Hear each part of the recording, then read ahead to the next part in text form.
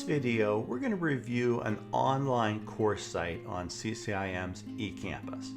As you may know, CCIM Institute offers a variety of classes and in a variety of different formats.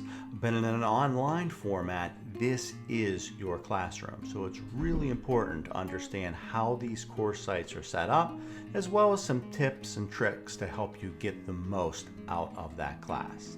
I have up on the screen an online course site from a CI 104 that occurred in 2023. I'm just using this as an example, but most of the CCIM courses are set up in a very similar way.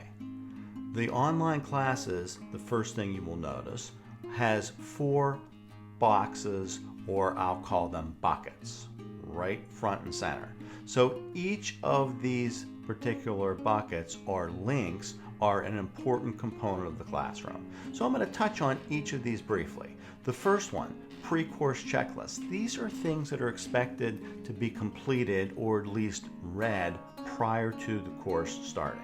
So before that official first online session happens, it's expected that you will have gone through this checklist and become familiar with the course, as well as some associated requirements. So if you're looking for CE, or you're looking to get a course manual, which I'll talk about a little bit further here in about a minute, the technology requirements associated with the class. So these are all things that help you kind of get oriented, get your feet wet, get the course started prior to that actual first session.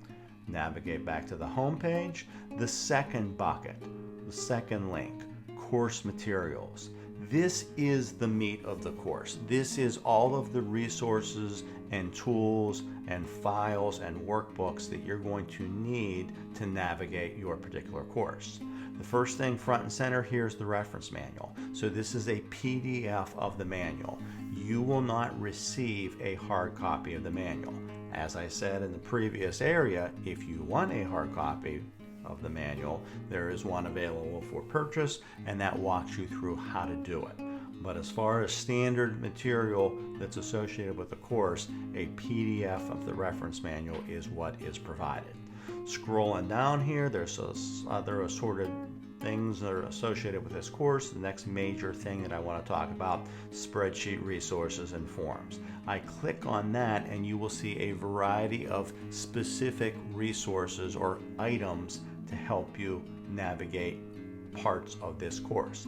CCIM Financial Calculator, various forms and workbooks and files, all types of resources that you will need throughout the time spent in this course. Hit the home page.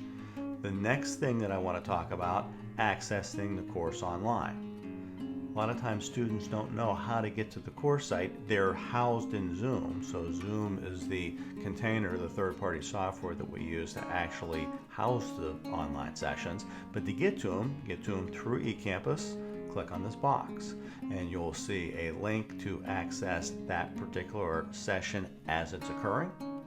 And there are also links for recordings of past sessions. It takes about 24 hours for a session recording to be linked up, but all of the sessions are recorded and you can refer back to them as needed. Last thing I want to point out, the fourth bucket, the fourth link, evaluation and exam. So this is how you would access the course evaluation as well as the associated exam. Click on that.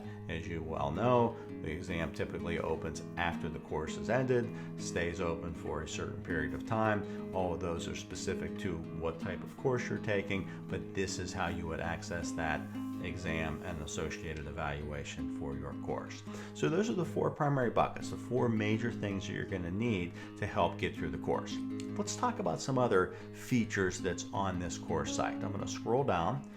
I see course summary. This is an excellent roadmap or syllabus to help you understand what you're expected to be completed, when, and what resources you're going to need in that task. So I'm going to click on, just for an example, before session 3. So session 3 for this particular class was going to occur on Monday, January 20th, 2023. I click on that link, and this tells me exactly what the expectation is for me to have completed prior to showing up for that class. So prior to session 3, the student was expected to have read modules 5 and 6. They were expected to have read case study 2. And the really nice thing about these roadmaps or the syllabus is it gives you links of exactly what is needed and where you can find it. So I could go to the PDF of the manual and spin the module 5, or I could just click on this link and it'll take me right to that specific module. So a lot of different ways to get to the same place, but I think that this course summary is the most direct way. It's the simplest way, it's the most effective way. And again, most of the courses have a very similar roadmap associated with that particular course. The last thing I wanted to talk about is right over here in the left gutter, there's announcements and there's discussions. There's a key difference between the two.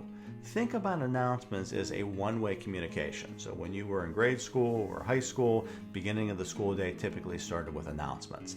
That's very similar to the functionality of this particular component. It's a one-way communication, typically from the instructor or from the institute, to instruct you on something specific. So you can see the types of announcements that were made in this particular class. That's very different than discussion. So if I click on discussions, that is a discussion board associated with this particular class. It works very similar to discussion boards that I'm sure you're using in other instances. They can be a threaded discussion. There can be multiple discussions. They can be initiated by the instructor. They can be initiated by the student. So this becomes a really robust and important way to supplement what's going on in between the course sessions. So you can kind of see the types of topics and types of conversations, discussion posts that were made in this class, and there are many of them. And this is the sign of a really active classroom. And that's what we love, an active classroom with a lot of questions, opportunity to ask, answer, read, digest, post. This is a great way, as I said, to really supplement the learning that's going on in those virtual online sessions. So that's it, gang. That's an overview of an online classroom. Pretty simple to navigate. You can't wreck it, so I encourage you to explore it, to what I call mouse around, and most importantly, have a great class.